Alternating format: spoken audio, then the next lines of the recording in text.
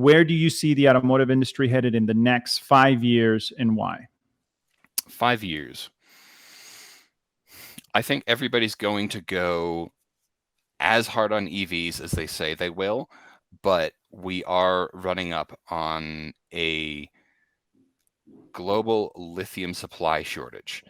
And so I think you're going to find a fair amount of companies that struggle to scale up EV production or keep their promises for EV production that they have already made. So I think you're going to see more conglomeration, more companies are going to merge, and some companies are just going to fail. It's going to downsize, and we're going to see what the casualties are. That's an interesting point, and I typically don't do this, but it's my show, and I want to know more. That's super interesting to me. What's the alternative to lithium if we get to that point?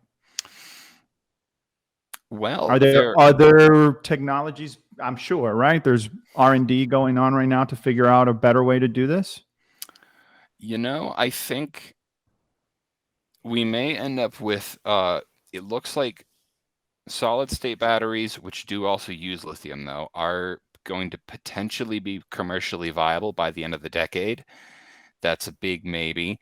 Will it be like that company, and the name escapes me, but out in China where they're swapping batteries out?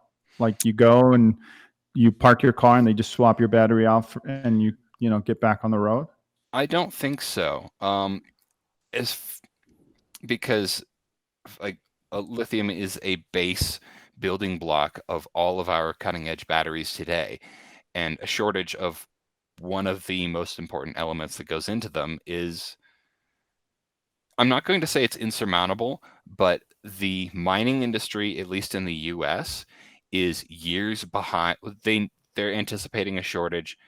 There's tons of prospecting going on around the globe, but it will just take time to build out the infrastructure for refining and processing more lithium.